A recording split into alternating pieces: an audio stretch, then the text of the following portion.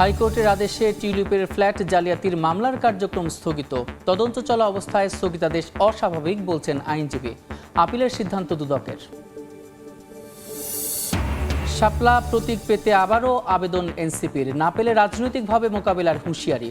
পেশি শক্তি ব্যবহার করে আর কেউ ক্ষমতায় আসতে পারবে না, পিরোজপুরে নাহিদ। বিএনপিকে তুড়ি মেরে উড়িয়ে দেওয়া যাবে না, জাতীয়তাবাদী শক্তির বিরুদ্ধে অপপ্রচারের অভিযোগ মির্জা ফখরুলের। নির্বাচন বাধাগ্রস্ত করলে মানবে না জনগণ, বললেন খসরু।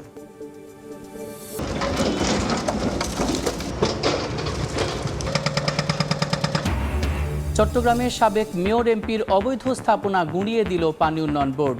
জলাবদ্ধতা নিরসনে দখলমুক্ত জায়গায় জলাধার তৈরির পরামর্শ।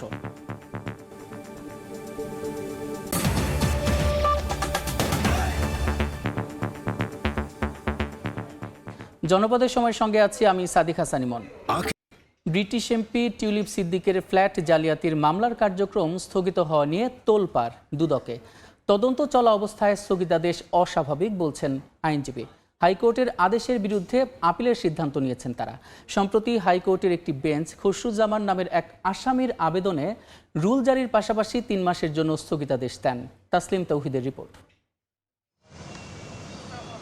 গুলশানে ইস্টার্ন হাউজিংকে অনৈতিকভাবে প্লট নির্মাণের সুযোগ করে দিয়ে ব্রিটিশ এমপি টিউলিপ সিদ্দিক একই ভবনে বিনামূল্যে ফ্ল্যাট গ্রহণ করেন। চলতি বছরের 15 এপ্রিল এ ঘটনায় টিউলিপ সিদ্দিকের পাশাপাশি রাজুকের সাবেক 2 কর্মকর্তা শাহ খসরুজ্জামান ও সরদার মোশাররফ হোসেনের বিরুদ্ধে মামলা করে দুদক।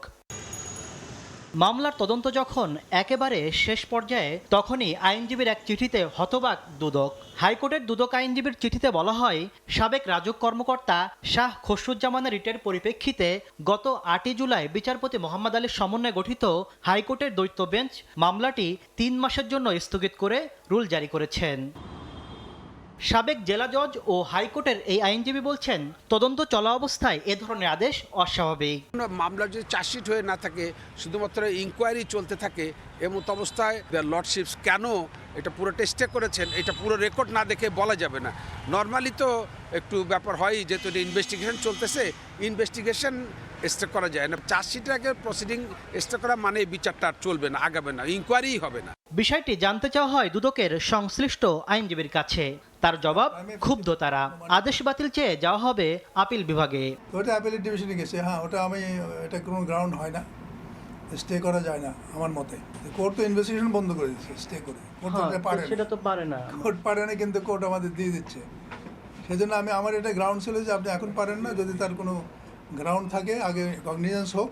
উচ্চ আদালতের এই আদেশের কারণে থমকে গেছে টিউলিপের মামলার পুরো তদন্ত কাজ। যদিও দুদক আইনজীবী জানিয়েছেন, টিউলিপ সহ 3 আসামির বিরুদ্ধে হওয়া মামলার কার্যক্রম স্থগিত নাকি শুধু আবেদনকারী খসরুজ্জামানের বিরুদ্ধে তদন্ত বন্ধ থাকবে তা জানা যাবে হাইকোর্টের লিখিত আদেশ প্রকাশের পর। খসরুজ্জামান নিজে অ্যাপ্লাই করছে শুধু তার জন্য, কারণ তার গ্রাউন্ডটা বলতেছে যে সে এই মামলাতে অ্যাডভোকেটের যে অ্যাডভোকেসি করেছে, he has given his opinion, তো সুতরাং তার জন্য তাকে ধরা যায় না সে এই ওপিনিয়নটা। তারপরে এখন মাত্র এফআইআর স্টেজে আছে। এদিকে টিউলিপ সংশ্লিষ্ট এই মামলাটি সচল করতে আপিল সহ অন্যান্য পদক্ষেপ নিতে তোড়জোড় শুরু করেছে দুদক। তাসলিম তৌহিদ, সময় সংবাদ, ঢাকা। আইনি বাধা নেই দাবি করে আবারও দলীয় প্রতীক হিসেবে শাপলা চেয়ে আবেদন করেছে জাতীয় নাগরিক পার্টি এনসিপি। সিইসির সঙ্গে বৈঠক শেষে দলটির নেতারা বলেন, কাঙ্ক্ষিত মার্কা না দিলে রাজনৈতিকভাবে মোকাবেলা করা হবে। এ সময় আওয়ামী লীগের নৌকা প্রতীক স্থগিত করার দাবি জানান তারা। সম্প্রতি রাজনৈতিক দলের নিবন্ধন চেয়ে আবেদন করে তরুণদের রাজনৈতিক দল জাতীয় নাগরিক পার্টি এনসিপি।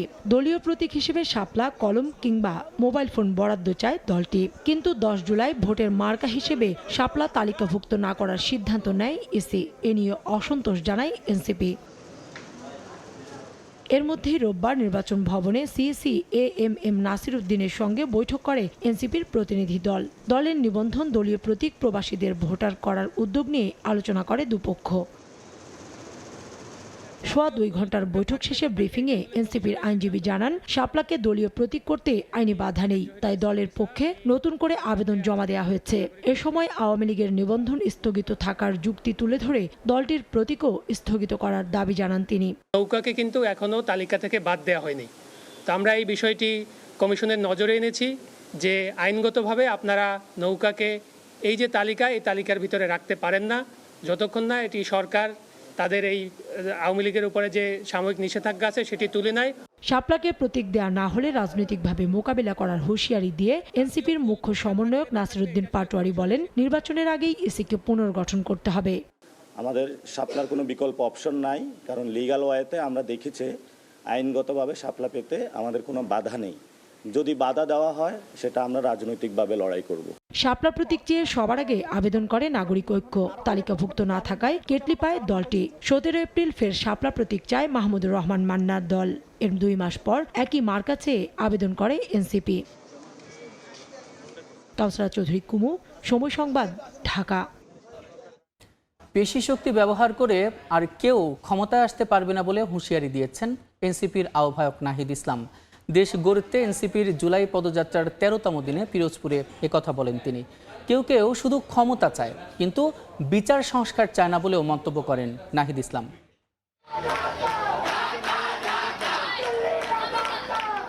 রোদবৃষ্টি উপেক্ষা করেই জাতীয় নাগরিক পার্টির 13তম দিনের জুলাই পদযাত্রা পিরোজপুর ও ঝালকাঠিতে। রোববার বিকেলে আহ্বায়ক নাহিদ ইসলামের নেতৃত্বে এনসিপির কেন্দ্রীয় নেতারা আসেন ঝালকাঠিতে। স্লোগানে স্লোগানে জুলাই বিপ্লবের নায়কদের স্বাগত জানান স্থানীয় নেতাকর্মীরা।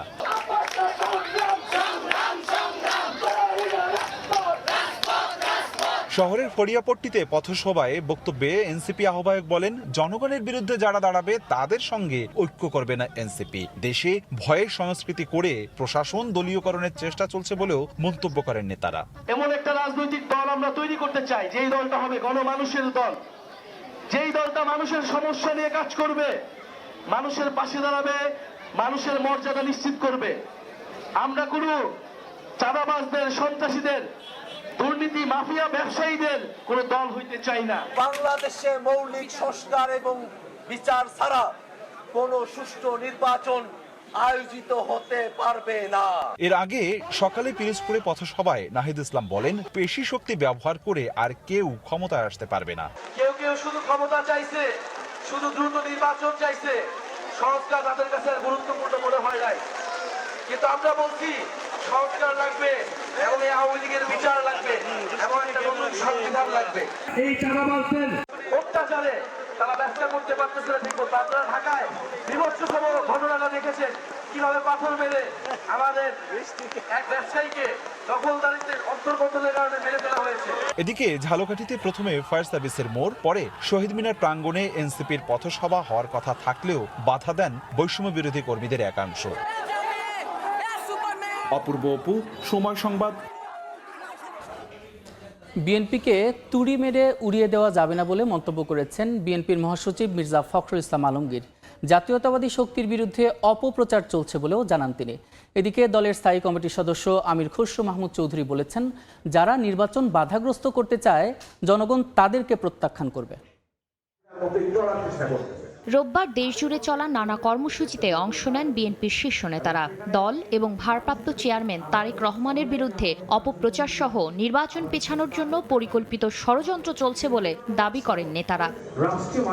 বিকেলে গুলশানের একটি হোটেলে Tarique Rahman the hope of Bangladesh নামের বইয়ের মোড়ক উন্মোচন করে দলটির মহাসচিব মির্জা ফখরুল ইসলাম আলমগীর বলেন, বিএনপিকে তুড়ি মেরে উড়িয়ে দেওয়া যাবে না। দলটি বারবার প্রমাণ করেছে ধ্বংসস্তূপ থেকে কিভাবে জেগে উঠতে হয়। আমি এটা জোর দিয়ে বলতে চাই, বিএনপিকে এত সহজে তুড়ি মেরে উড়িয়ে দেওয়া যাবে। বিএনপি প্রমাণ করেছে, প্রতিবার প্রমাণ করেছে যে বিএনপি সেই ধ্বংসস্তূপ থেকে জেগে উঠতে জানে। লোভ, লালসা এ সমস্ত ঊর্ধ্বে উঠে আমাদের বিএনপি নেতারা কিন্তু একজোট হয়ে দাঁড়িয়ে থাকে। এদিন চট্টগ্রামে বিএনপির স্থায়ী কমিটির সদস্য আমির খসরু মাহমুদ চৌধুরী বলেন, যারা রাজনীতিকে কলুষিত করে নির্বাচন বাধাগ্রস্ত করতে চায় তাদের জনগণ প্রত্যাখ্যান করবে। পরস্পরের প্রতি সম্মান বোধ রেখে বিএনপির রাজনীতিকে উচ্চ পর্যায়ে নিয়ে যেতে হবে। এর আগে সকালে সিলেট মহানগর বিএনপির বিশেষ সভায় দলটির স্থায়ী কমিটির সদস্য ডক্টর AZM জাহিদ হোসেন বলেন, যারা মব করে অভ্যস্ত তারাই মিটফোর্ডের ঘটনাটি ঘটিয়েছে। জনগণের সমর্থিত সরকার ছাড়া, গণতন্ত্র ছাড়া এখান থেকে পরিত্রাণ পাওয়ার কোনো উপায় নেই। তা না হলে সর্বগ্রাসী এই সমস্ত সন্ত্রাস, দুর্নীতি, চাঁদাবাজি বাংলাদেশকে বিপদগামী করতে পারে। গেল 10 মাসে জুলাই হত্যার বিচার সরকার করতে পারেনি বলেও অভিযোগ করেন বিএনপি নেতারা। জনগণের সমর্থিত সরকার ছাড়া। শাতিলা শারমিন, সময় সংবাদ। জনপদের সময় আরও থাকছে। বানের পানি নামতেই ভেসে উঠছে ক্ষতচিহ্ন। ফেনীর ফুলগাজী পরশুরামে বন্যা নিয়ন্ত্রণ বাঁধের 36 স্থানে ভাঙন, এখনও ডুবে আছে নিচু এলাকা, চরম ভোগান্তিতে বাসিন্দারা। রাজধানীর পুরান ঢাকায় নৃশংসভাবে ব্যবসায়ী সোহাগকে হত্যায় জড়িত আরও 2 জনকে গ্রেফতার করেছে আইনশৃঙ্খলা বাহিনী। এ নিয়ে চাঞ্চল্যকর এই মামলায় 7 জন গ্রেফতার হয়েছে।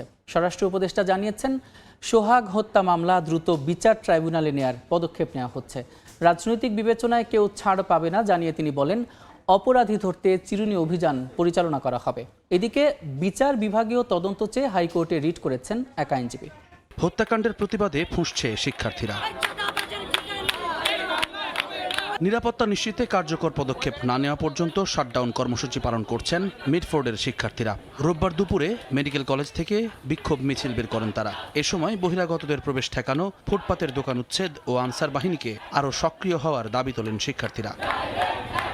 সোহাগ হত্যার বিচার চেয়ে এদিন রাজধানীতে বিভিন্ন কর্মসূচি পালন করা হয়। ঢাকা কলেজ থেকে বিক্ষোভ মিছিল বের করেন শিক্ষার্থীরা। সায়েন্স ল্যাব হয়ে পুনরায় ঢাকা কলেজ গেটে গিয়ে শেষ হয় মিছিলটি।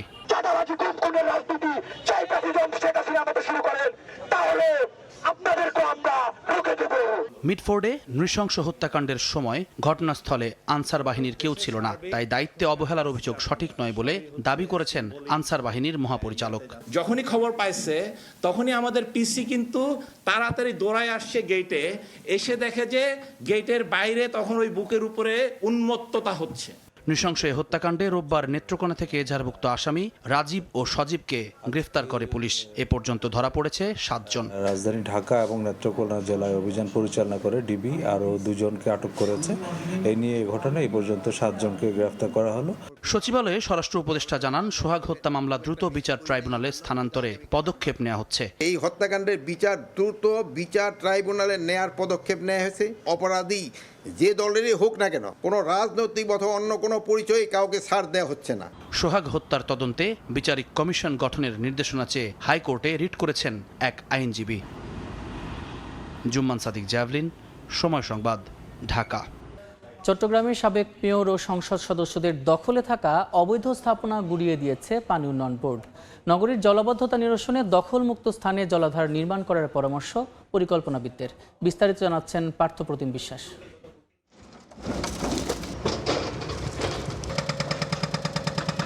বুলডোজার আর এক্সকাভেটর দিয়ে ভেঙে দেওয়া হচ্ছে অবৈধ স্থাপনা, উদ্ধার করা হচ্ছে বেদখল জায়গা।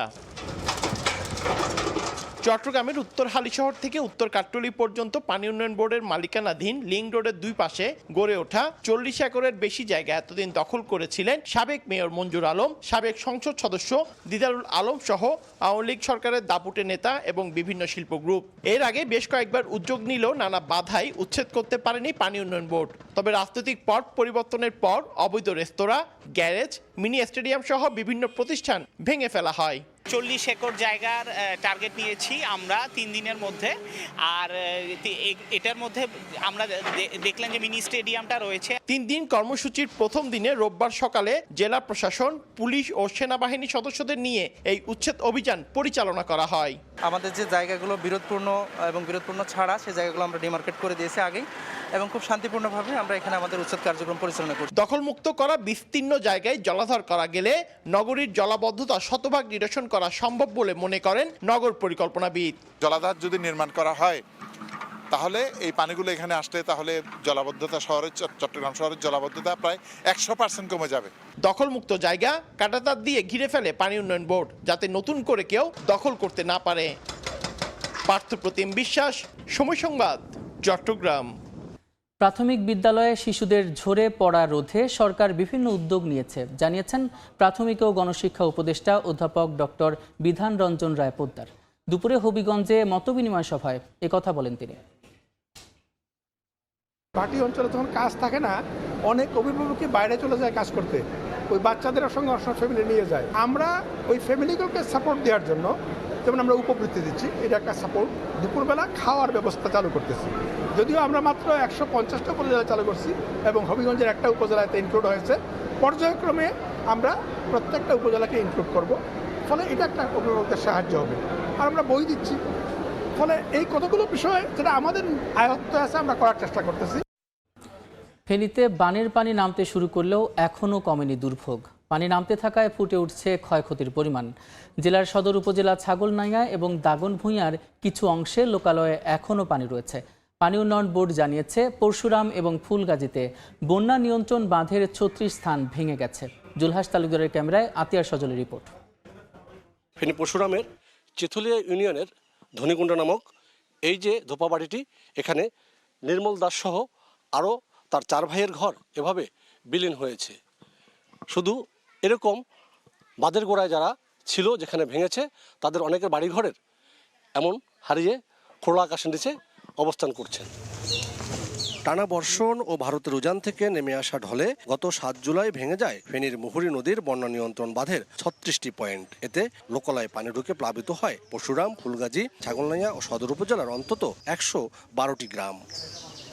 বৃহস্পতিবার থেকে নামতে শুরু করে বানের পানি। এরপর থেকেই দৃশ্যমান হচ্ছে বন্যার ক্ষতি ও ভয়াবহতা। ফুলগাজী ও পরশুরাম উপজেলায় নষ্ট হয়ে গেছে বীজতলা, ক্ষতিগ্রস্ত হয়েছে সবজি ক্ষেত। দ্রুত বাঁধের ভাঙ্গা স্থানগুলো মেরামত করা না হলে ফের বন্যার আশঙ্কা স্থানীয়দের। ঘরের ভিতরে তো কিছুই নাই, যে হাল্লাহারি মনে করেন ভাত রান্নার মতো কিছুই নাই। আমরা তো খালি জীবনটা কোনো রকম পাইছি, এটাই শুক্রিয়া। আমরা সব মারিয়ে যেতাম, আমাদের কিছুই নেই। বীজতলা সব শেষ, যা বসাইছে সব হসি গলি।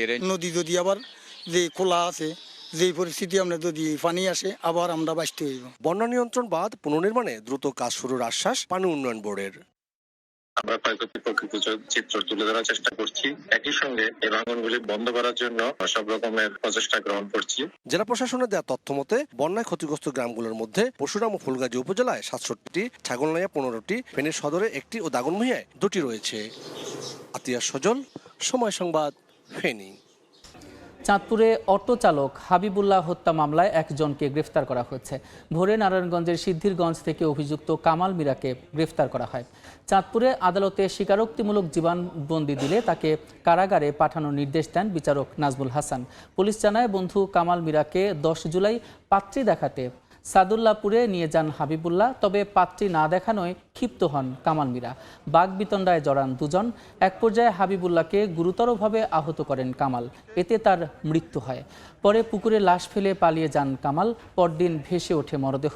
সেখান থেকে উদ্ধার হওয়া মুঠোফোনের সূত্র ধরে অভিযুক্তকে শনাক্ত করে পুলিশ। যশোরে ১১টি স্বর্ণের বারসহ ৩ চোরা কারবারিকে গ্রেফতার করা হয়েছে। ভোরে বাঘারপাড়ার ধলগা রাস্তা মোড় এলাকায় টহল দিচ্ছিলেন বিজিবি সদস্যরা। এই সময় সন্দেহভাজন ৩ জনকে আটক করে জিজ্ঞাসাবাদে স্বর্ণের বার থাকার কথা স্বীকার করে তারা। তল্লাশি চালিয়ে প্যান্টের পকেট এবং মানিব্যাগ থেকে ১১টি বার জব্দ করা হয়। ৩ জনকে আটকের পর বাঘারপাড়া থানায় মামলা দিয়ে সোপর্দ করে বিজিবি। বান্দরবানের নাইক্ষংছড়ির ঘুমধুম সীমান্তে পুঁতে রাখা মাইন বিস্ফোরণে এক বাংলাদেশি নাগরিক আহত হয়েছেন। সকালে নিকুছড়ি সীমান্তে ৪১-৪২ নম্বর পিলারের মধ্যবর্তী মিয়ানমার সীমান্তের অভ্যন্তরে এই ঘটনা ঘটে। পুলিশ জানায় মিয়ানমারের অভ্যন্তরে বাঁশ কাটতে যায় হোসেন মিয়া। সে সময় আরাকান আর্মির পুঁতে রাখা মাইন বিস্ফোরণ হয়। হোসেন মিয়ার বাম পায়ের গোড়ালি বিচ্ছিন্ন হয়ে যায়। চিৎকার শুনে স্থানীয়রা তাকে উদ্ধার করে হাসপাতালে নিয়ে যায়। প্রাথমিক চিকিৎসা শেষে উন্নত চিকিৎসার জন্য নেওয়া হয় চট্টগ্রাম মেডিকেলে।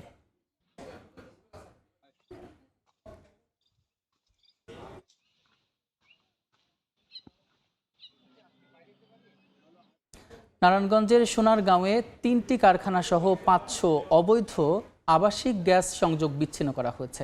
দুপুরে উপজেলার পিরোজপুর এলাকায় ৩টি স্থানে অভিযান চালায় জ্বালানি ও খনিজ সম্পদ বিভাগের নির্বাহী ম্যাজিস্ট্রেট হাসিবুর রহমান। সে সময় তিতাসের আবাসিক সংযোগ থেকে অবৈধভাবে গ্যাস নেওয়ার প্রমাণ মেলায় ৩টি চুন কারখানার সংযোগ বিচ্ছিন্ন করা হয়। জব্দ করা হয় অবৈধ সংযোগে ব্যবহৃত পাইপ, রাইজার ও বার্নার। একই সময় ১ কিলোমিটার এলাকায় ২০০ বাড়ির ৫০০ অবৈধ গ্যাস সংযোগও বিচ্ছিন্ন করা হয়। অবৈধ সংযোগ স্থলগুলো স্থায়ীভাবে সিলগালা ও অপসারণ করে তিতাস কর্তৃপক্ষ। আইনশৃঙ্খলা বাহিনীর সহায়তায় পরিচালিত এই অভিযানে উপস্থিত ছিলেন তিতাসের স্থানীয় ব্যবস্থাপক সহ অন্যান্য কর্মকর্তা ও প্রকৌশলীরা।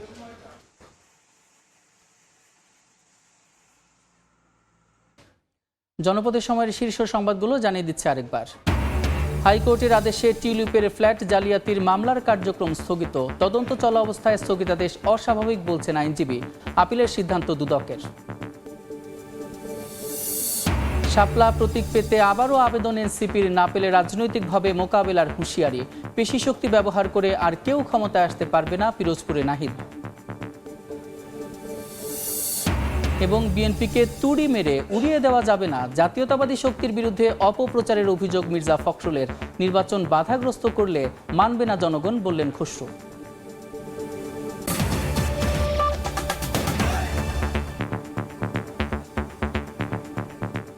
এই ছিল জনপদের সময়। সঙ্গে থাকুন সময়ের।